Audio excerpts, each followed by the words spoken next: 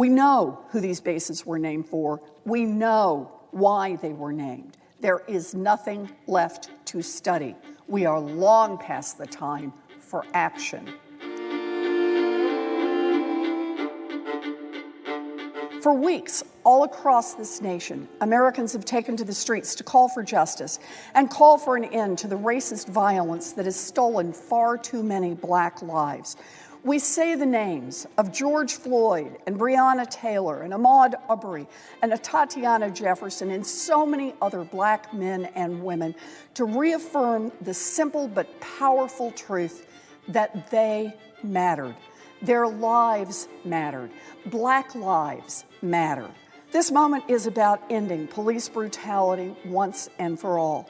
It is also about ending systemic racism and dismantling white supremacy in every aspect of our economy and our society. The defense bill now before us includes language I wrote that would require the Secretary of Defense to remove Confederate names from all military assets. This bill denies those honors to military leaders who killed U.S. soldiers in defense of the idea that Black people are not people, but instead are property to be bought and sold.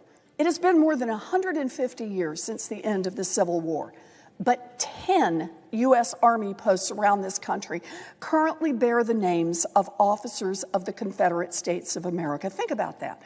These bases were named to honor individuals who took up arms against our nation in a war that killed more than 500,000 Americans. They took up arms to defend an institution that reduced Black people to property. Defenders of these symbols of oppression speak often in generalities, glossing over the details of the Confederacy, the Civil War, and the specifics about the individuals whose names are attached to American military installations. So how about we begin with the truth about the men for whom some of these bases are named. Fort Benning, Georgia, home of the infantry, is named for Brigadier General Henry L. Benning. Benning led Georgia's secession from the Union and commanded the Confederate soldiers at Gettysburg. He was a leader of the secessionist movement. Why? Because according to Benning's own words, he had a, quote, deep conviction that a separation from the North was the only thing that could prevent the abolition of Georgia's slavery. Fort Gordon, Georgia, is named for Major General John Brown Gordon. Historians believe he led the Georgia chapter of the Ku Klux Klan's murderous terrorists in the years after the Civil War. Fort Pickett in Virginia is named for Major General George Pickett. During the war, Pickett ordered the execution of 22 former Confederate soldiers, men whose crime was declaring their allegiance to the Union, the United States of America. Fort Bragg, North Carolina, is named for Major General Braxton Bragg. Bragg was a slave owner, and like the others, Bragg chose to take up arms against the United States and kill U.S. soldiers. But with an infamously poor record as a military commander, he wasn't very good at it. Widely regarded as the most disliked man in the Confederate Army, Bragg commanded forces that were so badly defeated at the Battle of Chattanooga in 1863 that he ultimately resigned. Those are just a few examples. Fort Hood, Fort Lee, Fort A.P. Hill, Fort Polk, Camp Beauregard, Fort Rucker, American military bases that carry the names of Confederate generals are not named for heroes. They are not named for men who risked their lives defending the United States and its soldiers.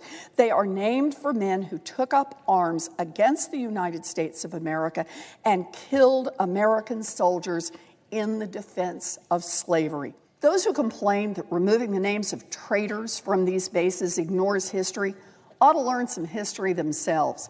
These bases were not named in the years following the Civil War. No, they were named decades and decades later during the Jim Crow era to strengthen a movement that tried to glorify the Confederacy and reinforce white supremacy.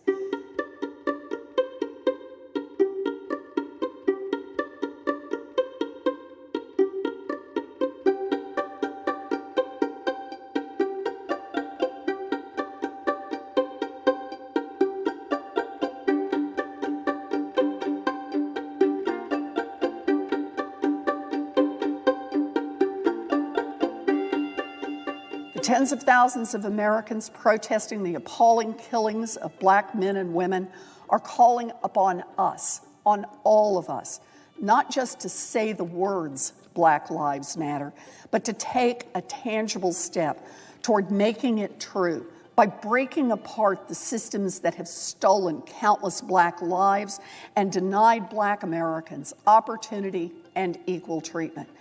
Being race conscious is not enough. It never was. We must be anti-racists.